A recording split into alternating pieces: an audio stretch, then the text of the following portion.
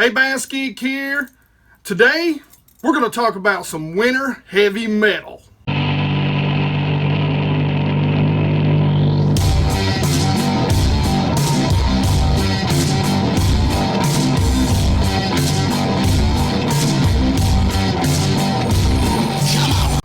So I was planning on shooting on the water today, shooting several videos for winter gear, you know, a couple of late fall videos. But of course it's raining. It's supposed to only be partly cloudy, but it's raining and it's cold. So I will fish in the rain all day long, but I'm not going out just to shoot videos in the rain. So we are in the dungeon today. So today, guys, I want to talk to you about a winter staple, and that is vertical jigging. Now, we all know, we've all seen the small little jigging spoons, the old school, you know, jigging spoons, and they work, no doubt about it, or they wouldn't be in my tackle box. But spoons have come a long way, and jigging spoons have came a long way, but it seems like not a lot of people talk about them. During the wintertime, it's definitely one of my staples. It is absolutely one of my staples. Now, there's a couple of things in here I'm going to show you. It may not necessarily be jigging spoons, but there's still vertical jigging metal options, let's just say. So I'm going to show you some of my favorites. I'm going to tell you why I use them, how I use them, when I use them. And I'm going to give you the setups of what I use them on. So let's start late fall, that 58 degree to 55 degree temps, and let's move into, you know, the lower 50s. To me, once that water temp gets in that lower 50s, that 52, 51, 50, that upper 40, we're full-blown winter. Now, depending on if you're up north or down south, that temperature may swing anywhere from 5 to 10 degrees, depending on how far up north and how far down south you are. So, you know, everything is relative, but that's generally when I start to look deeper for some fish. Now, I'm in that water temp, there's no doubt I will still even be looking for topwater fish. But every once in a while, you can find some of those bass schooled up already out deep. A lot of times you see me use Demiki rigs, if you go back, or drop rigs, if you go back and look over the past few years, right around that 58 degree, is when I like to break that out. But something that you don't know, and I've not done a lot of videos on, I've not talked about it, is my jigging spoons. I love them. I love to use them, especially if I feel like the bass are really active. And right around that 58 degree mark, they are.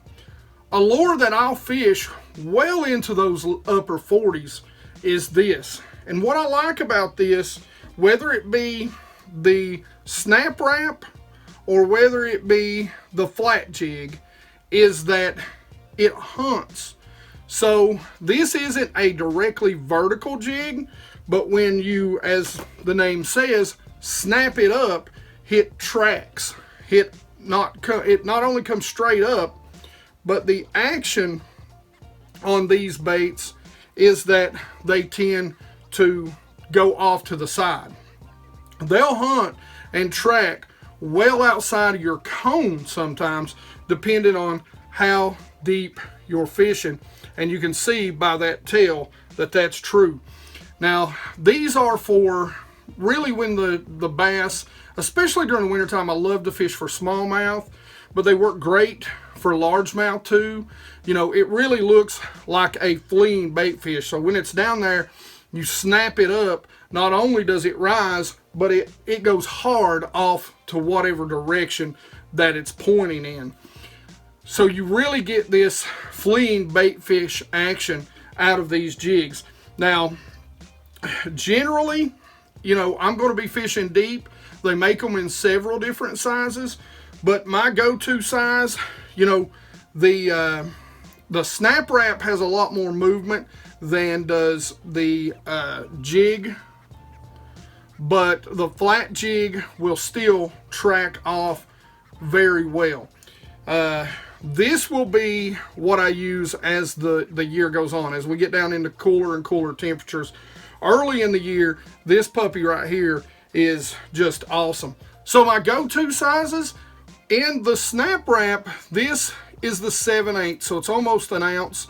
That's going to be my go-to size. They make several different colors. You know, normally when I can't find a natural shad pattern, I'm going to go with something that's like this, that's got the lines that are going to break up. This is a good looking Tennessee shad pattern. You know, I'm a big fan of the Tennessee shad pattern on a lot of different hard baits, crankbaits, jerkbaits, that sort of stuff. Now, on the flat jig, it's an ounce and 3/16. So that's another reason why I'm going to be able to fish it deeper as the winter comes in and the fish get just a little bit deeper. It's also not going to have quite as much darting action as the Snap Rap. So early on when they're a little more active, I'm definitely fishing that Snap Rap down there. And the thing about the Snap Rap, what you want to do, you know, it's almost an ounce. So, you know, for me, in cold water, I try to put things on the lightest line that I can get away with. So a lot of times I'm going to fish this on 15 to 17 pound test. I may even back it on up to about 12, but most time that 15 to 17 pound test, I'm going to put it on fluoro. You can put a braid lead or a braid main line and a fluoro leader on there. You want to base that on how much water clarity you're fishing. If you've got a really clear lake, you're going to want a longer fluoro, because like I said, these things are going to hunt. When you snap it, it's going to dart off to the side and raise, and then when you drop your rod, you're going to give it a little slack. It's going to glide back down in kind of a circle to a figure 8 motion. So that's why you want that swivel on top.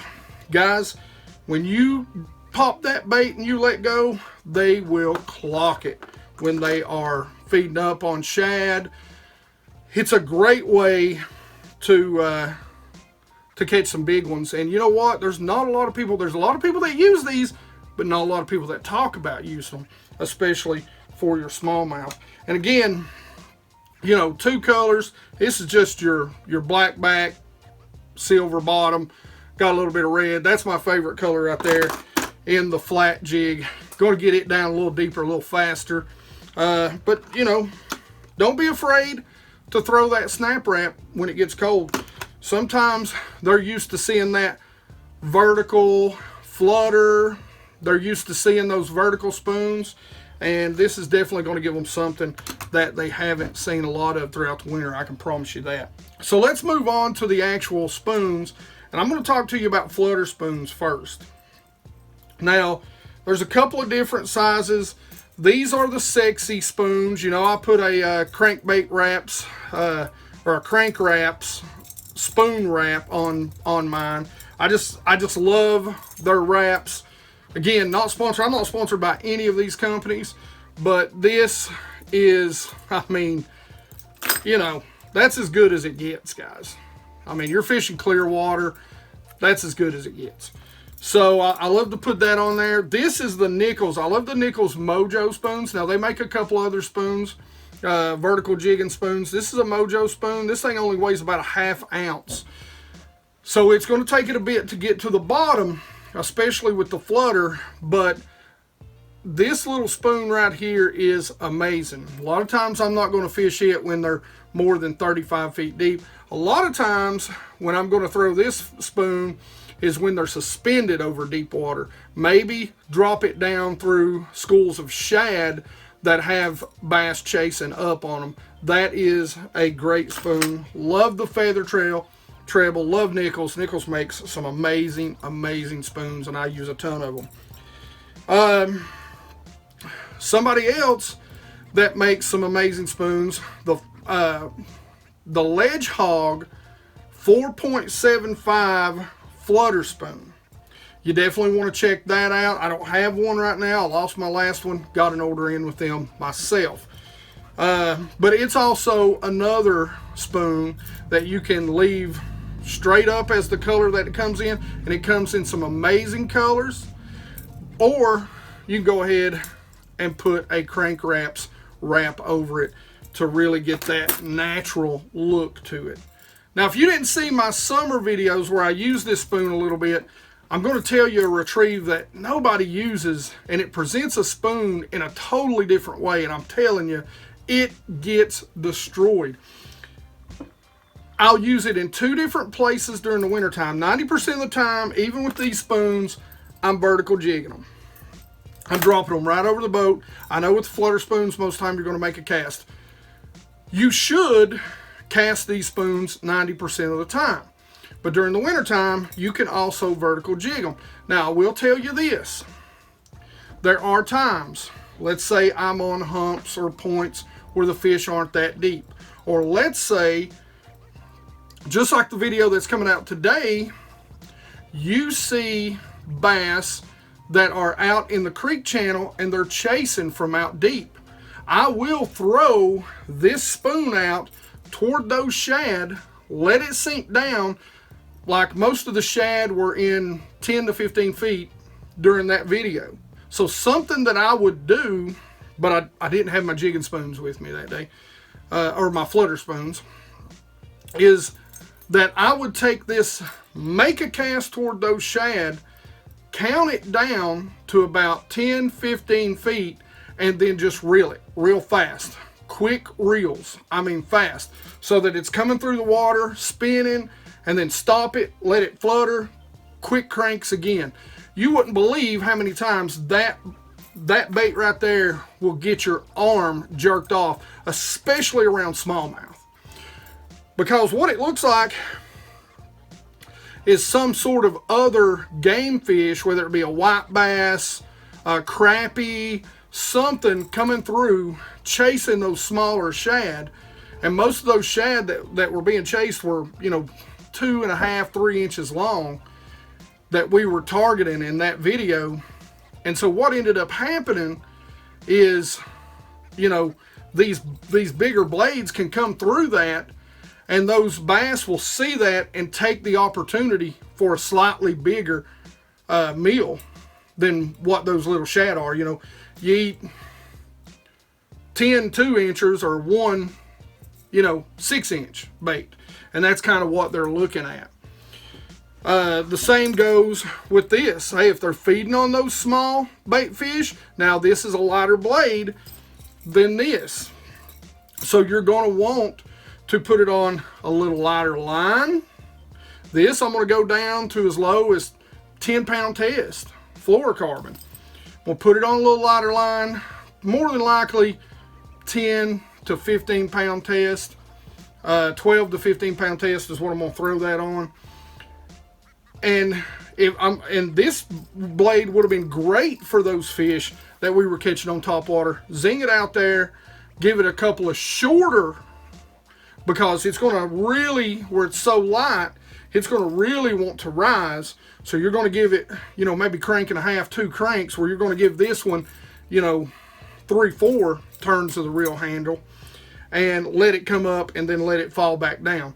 That would have really had gotten close to matching those small bait fish that the bass were targeting when me and Richard were in this last video.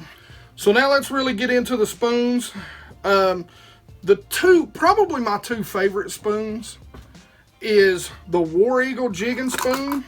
Now you can see here, I'm running a little low on them. What I love is they come with the swivel. They've got great paint jobs. These are a shad color, perfect color. They come in bright colors. These are the 3/4 ounce. Guys, these are some really good looking spoons. And I'm telling you, they get hit, they get eat. I love them. They're super nice. They've got a great fall to them. These are the 1/2 ounce versions. They come in a lot of different colors. And if you've got an Academy near you, I'm going to try and show you something that's really neat. Academy And you'll have to look these up. I don't remember what they're called. But guys, these are, I think they're called True Image maybe. But these are an Academy brand. That's a 3/4. And that is a really good looking spoon. And that is a 1/2 ounce. I mean, they make them in a ton of different colors. And you can get these cheap. Change the hooks on them.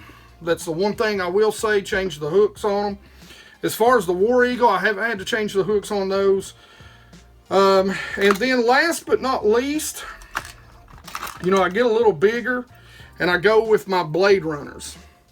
Now this I think is a 1 3/4 ounce and this is a 3/4 ounce. 90% of the time, this is my go-to bait. Along with this during the winter. Just sort of a natural shad pattern. Fishing for those, if I'm around largemouth, I tend to go for those natural colors. Or for whatever reason. I don't know why in the wintertime, you know, that's kind of a morning dawn color. I don't have a lot of luck on that. But I do, and here's a great color. What I mean by a good natural shad. I've lost my 3/4 ounce in that. But a very realistic natural shad. Love the eyes on these things. But when I'm around smallmouth, that tends to be, when I'm on Top Secret Lake S, they tend to really focus in on those small threadfin or whatever bait is in there. I've not really seen a lot of big gizzard shad in there. There may be, but that right there, a lot of times will get those smallmouth fired up and keyed in on them.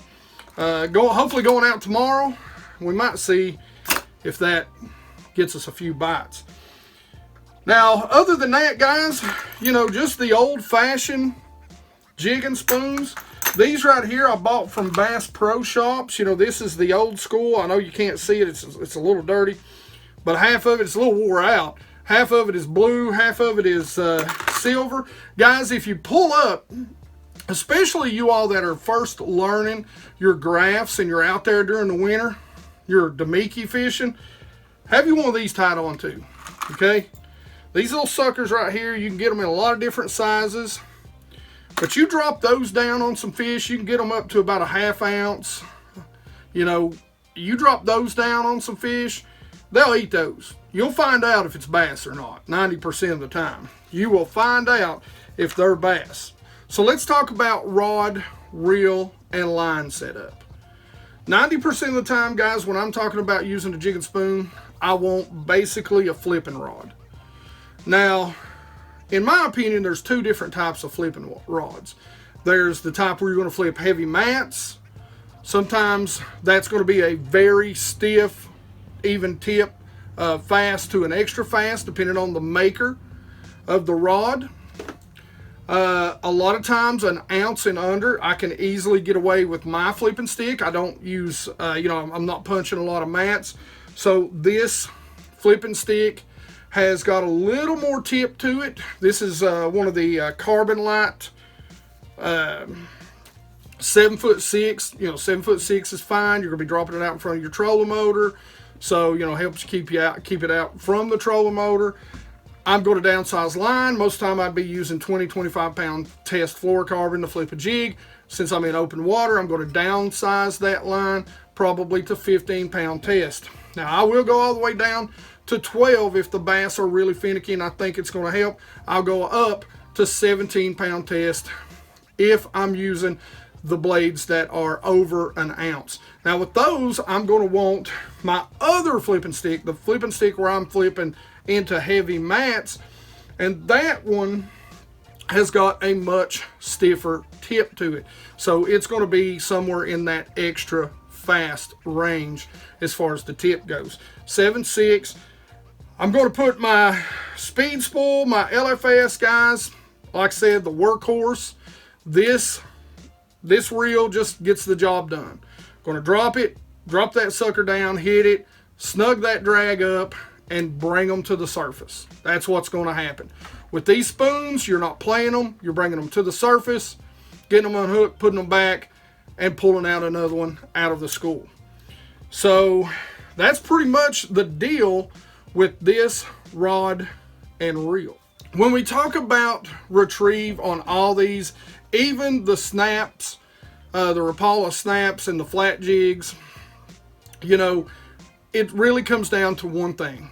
And you've got to judge what the fish want. Most of the time, it's going to be a snap up, and I'm going to follow that bait back down. Not gonna hold it tight. I'm gonna let it free fall, but I'm really gonna follow that bait back down, because when you snap it up and it stops and it starts falling, a lot of times when it gets to that apex as it starts falling, that's when you're gonna get bit.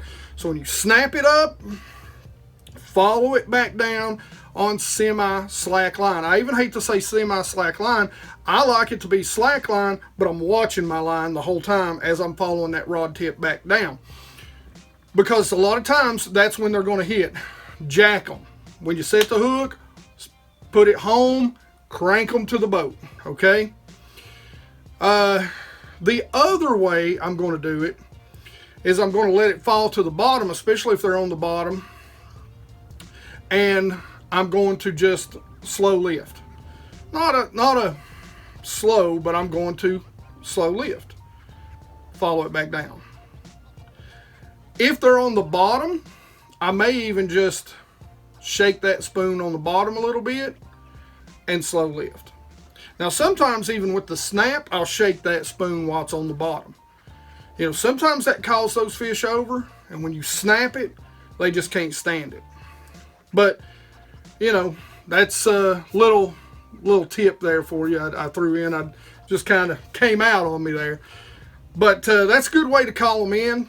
Especially when it's cold, let it sit there on the bottom and just shake it around. That little rattling of the swivel beating against it, the hooks shaking on the bottom. Sometimes that'll call them over. Now, of course, if they're suspended, I'm not dropping it all the way to the bottom. I'm going to try, and I'm watching my electronics, and I'm going to try and get it right to their face. You know, and then pop it up away from them, let it drop back down to the level that they're on. But I'm watching my electronics the entire time. All right, guys, so that is all I've got for you on jigging spoons. I'm telling you, this winter, don't go out there without a box load of these bad boys. Heavy metal in the winter has been a long time tradition. And you can catch some big fish, whether it be bass or anything else that's swimming in the lake. As always, questions, comments in the comments section below. You guys tell me if you've used spoons, if you've got confidence in jigging spoons. Tell me what type you like to use. Tell me how, you know, some techniques that you use when you jig a vertical jig a spoon. Let us know what you do. Teach us how to catch more fish too. That's what I love about the hashtag BassGeek Nation community. Let's teach each other. Let's learn from each other. You're only going to help me become a better angler in the process. All that being said, you guys know the drill. Like it if you like it. Don't forget to subscribe. Make sure you ring that bell. Share BassGeek out. These 2 months are traditionally the worst 2 months of the year for me. I guess everybody's hunting. So, guys, share BassGeek out. If you're hunting, at least tell people to come home and watch some BassGeek to get prepared for the upcoming fishing season.